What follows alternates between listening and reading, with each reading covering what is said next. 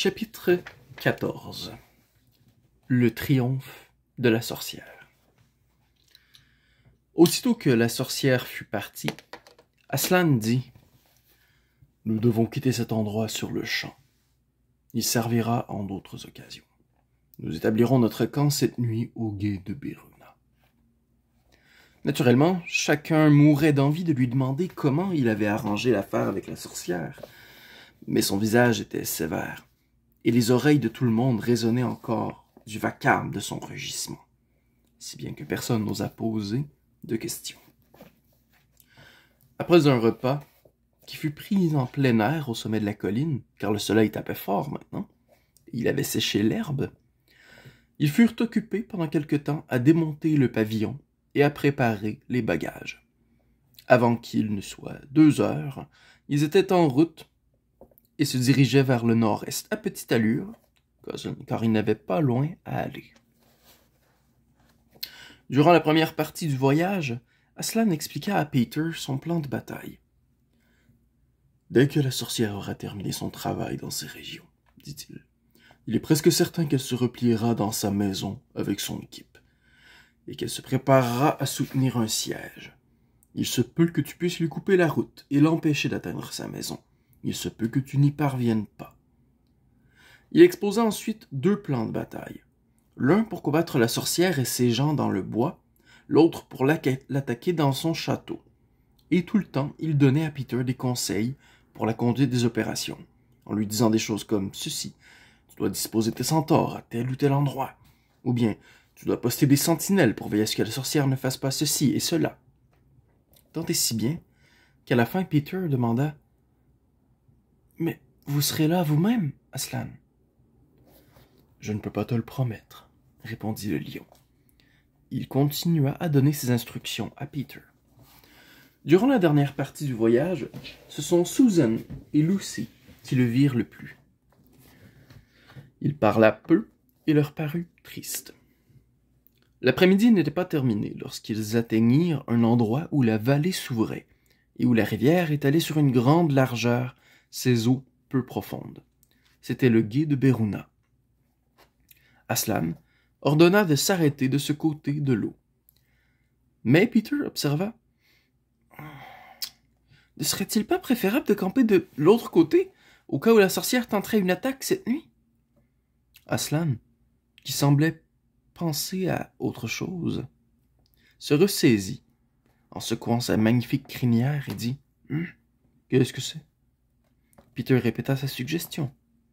« Non, » répondit-il d'une voix morne, comme si cela n'avait pas d'importance. « Non, elle n'attaquera pas cette nuit. » Puis il poussa un profond soupir. Mais il ajouta « Néanmoins ton raisonnement était bon, Peter. C'est ainsi qu'un soldat doit réfléchir. Mais, aujourd'hui, cela n'a vraiment aucune importance. » Alors ils commencèrent à installer le camp.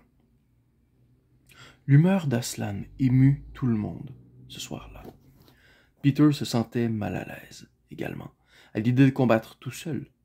La nouvelle qu'Aslan ne serait peut-être pas là l'avait bouleversé.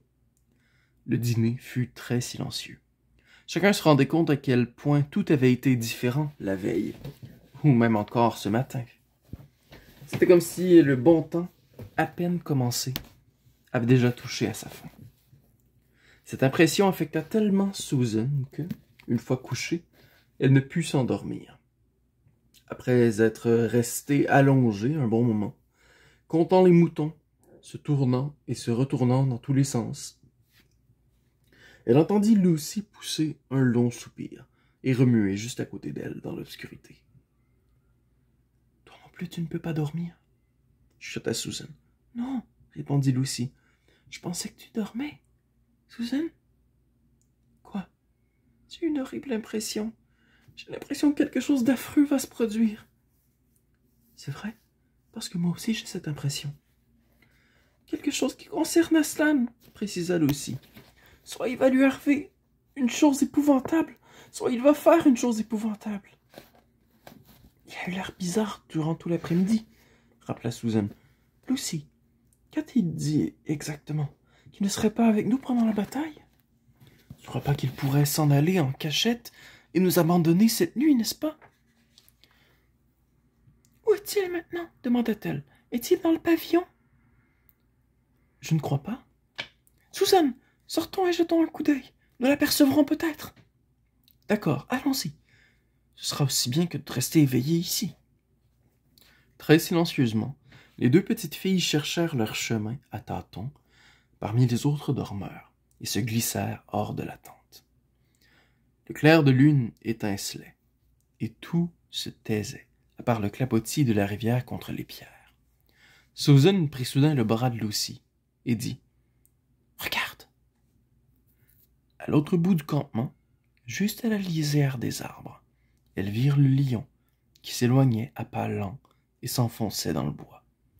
Sans dire un mot, toutes deux le suivirent. Il les entraîna ainsi, après avoir remonté son versant abrupt en dehors de la vallée. Puis il tourna légèrement à droite et emprunta apparemment la même route que celle qu'ils avaient suivie l'après-midi, en venant de la colline de la table de pierre.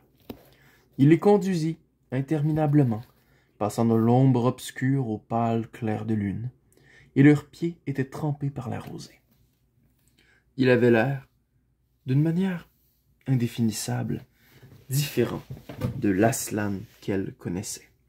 Sa tête et sa queue étaient basses. Il marchait lentement, comme s'il était très, très fatigué. Ensuite, comme il traversait un espace découvert sur lequel il n'y avait pas d'ombre, où elles auraient pu se cacher, il s'arrêta et regarda autour de lui. Il était inutile d'essayer de se sauver, alors elles vinrent vers lui. Quand elles furent tout près, il dit « Oh, enfant, enfant, pourquoi me suivez-vous » ? Nous ne pouvions pas dormir, commença Lucy. Puis, elle fut certaine qu'elle n'avait pas besoin d'en dire plus, et qu'il connaissait toutes leurs pensées. « S'il vous plaît, pouvons-nous vous accompagner, quel que soit l'endroit où vous alliez ?» demanda Susan. « Eh bien, » dit Aslan. Puis il parut réfléchir. Il reprit. « Je serais heureux d'avoir de la compagnie cette nuit. Oui, vous pouvez venir, si vous me promettez de vous arrêter quand je vous le dirai, et ensuite de me laisser continuer seul. »« Merci, merci, et nous vous promettons de vous obéir, » s'écrièrent les deux sœurs. Ils reprirent leur route, les petites filles marchant de chaque côté du lion. Mais comme il avançait lentement, et sa grande tête majestueuse penchait tellement que son mufle touchait presque l'herbe. Bientôt, il trébucha et poussa un gémissement sourd. « Aslan, cher Aslan, dit Lucy, qu'est-ce qui ne va pas? Ne pouvez-vous pas nous le dire? Ne pouvez-vous pas nous le dire? » « Êtes-vous souffrant, cher Aslan? » s'inquiéta Susan. « Non, répondit-il. Je suis triste et je me sens seul. Posez vos mains sur ma crinière pour que je puisse sentir que vous êtes là, et marchons ainsi. » Et c'est ainsi que les petites filles firent ce qu'elles n'auraient jamais osé faire sans sa permission, mais dont elles avaient eu envie dès le premier instant où elles l'avaient vu. Elles enfouirent leurs mains froides dans le magnifique océan de fourrure, et ainsi marchèrent à côté de lui. Et elles se rendirent bientôt compte qu'elles gravissaient la colline sur laquelle se dressait la table de pierre. Ils empruntèrent le versant où les arbres poussaient au plus près du sommet, et quand ils arrivèrent au dernier arbre, il était entouré de quelques buissons, Aslan s'arrêta et dit « Enfant, enfant, vous devez rester ici. Et quoi qu'il se passe, ne vous faites pas voir. Adieu. » Et les deux sœurs se mirent à pleurer amèrement, sans savoir vraiment pourquoi. Et elles se cramponnèrent au lion. Et elles embrassèrent sa crinière, son mufle, ses pattes et ses grands yeux tristes. Puis il se détourna d'elles et se dirigea vers le sommet de la colline. Lucy et Susan, recroquevillées dans les buissons, le suivirent du regard, et voici ce qu'ils virent. Une foule immense se tenait autour de la table de pierre. Et, bien que la lune brillât, de nombreux assistants portaient des torches qui brûlaient avec une fumée noirâtre et des flammes d'un rouge funeste. Mais quels gens! Des ogres avec des dents monstrueuses, et des loups et des hommes à tête de taureaux, des esprits des arbres mauvais et des plantes vénéneuses, et d'autres créatures que je n'écrirai pas, car si je le faisais, les grandes personnes ne vous permettraient sans doute pas de lire ce livre. Scrofuleux, vieille carabosse, incubes, spectres, horreurs, démons, esprits follets, furies et gorgones. En fait, se trouvaient là tous ceux qui étaient du côté de la sorcière et que le loup avait convoqués sur son ordre. Et, juste au milieu, debout près de la table, se tenait la sorcière elle-même. Un hurlement d'épouvante et des sons inarticulés jaillirent des gosiers de ces créatures lorsqu'elles aperçurent le grand lion qui s'avançait vers elles. Et, pour un moment, la sorcière elle-même parut frappée de frayeur. Puis, elle se reprit et éclata d'un rire sauvage et féroce. « L'idiot » cria-t-elle. « L'idiot est venu. Attachez-le solidement. » Lucy et Susan retinrent leur respiration, attendant qu'Aslan rugisse et bondisse sur ses ennemis. Mais il n'en fit rien. 4 vieilles carabosses s'étaient approchées de lui. Elles avaient un sourire moqueur, un regard méchant, mais en même temps, elles semblaient hésiter, à demi rassurées sur la tâche qu'elles devaient accomplir. « Attachez-le, j'ai dit !» répéta la sorcière blanche. Les vieilles carabosses s'élancèrent vers lui et poussèrent des cris de triomphe en découvrant qu'il ne leur opposait aucune résistance. Puis, d'autres personnages, des méchants nains et des singes, se précipitèrent pour les aider, et à eux tous, ils roulèrent l'immense lion sur son dos et attachèrent ses 4 pattes ensemble, en poussant des vivats comme s'ils avaient fait une action courageuse, alors que si le lion l'avait voulu, une seule de ses pattes aurait pu causer leur mort à tous. Mais il ne fit aucun bruit, pas même quand ses ennemis, qui tiraient et tendaient les cordes, les serrèrent si fort qu'elles lui entamèrent la chair. Puis ils le traînèrent vers la table de pierre. « Arrêtez !» cria la sorcière. « Il faut d'abord le tondre !» Un autre éclat de rire ignoble jaillit de la gorge de ses serviteurs, lorsqu'un ogre, armé d'une paire de cisailles, s'avança et s'accroupit près de la tête d'Aslan. Les cisailles opérèrent, clic-clac, clic-clac, et des masses de boucles dorées commencèrent à tomber sur le sol. Puis l'ogre se recula, et les enfants, qui observaient tout de leur cachette, purent voir la figure d'Aslan, qui paraissait toute petite et complètement différente, sans sa crinière. Les ennemis, eux aussi, notèrent cette différence.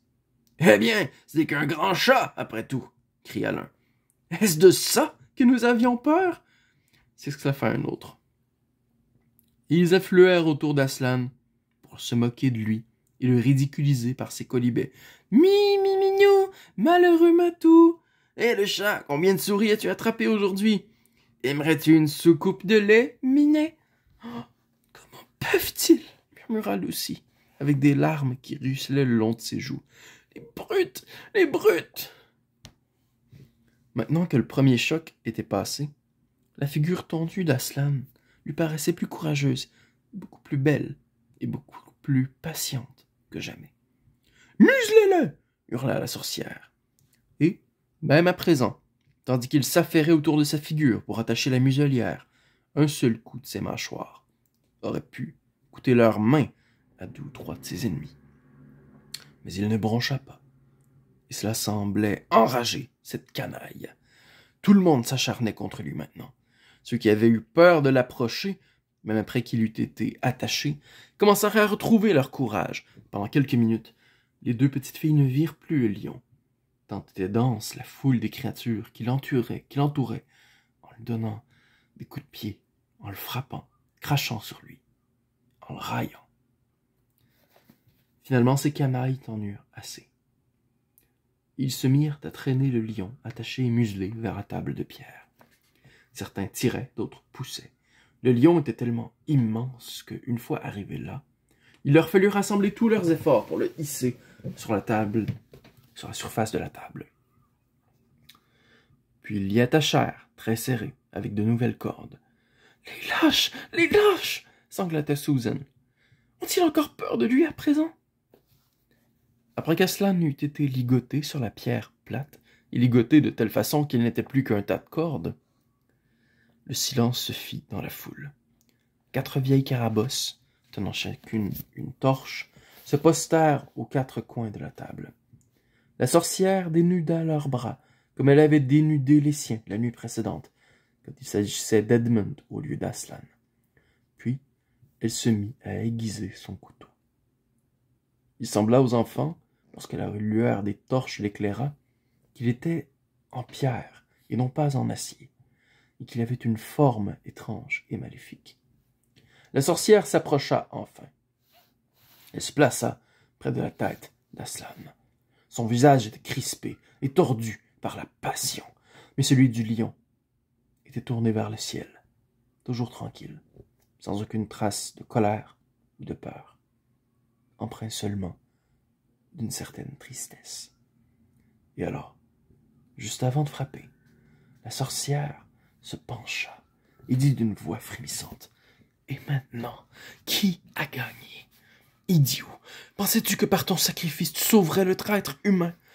Maintenant je vais te tuer à sa place, comme le stipulait notre pacte, et ainsi la puissante magie sera apaisée. Mais quand tu seras mort, qui m'empêchera de le tuer aussi? Et qui le sauvera alors? Comprends que tu m'as donné Narnia pour toujours. Tu as perdu ta vie et tu n'as pas sauvé la sienne. Sachant cela, désespère et meurs. » Les enfants ne virent pas le meurtre lui-même. Elles n'auraient pas pu supporter cette vision et s'étaient couverts les yeux de leurs mains.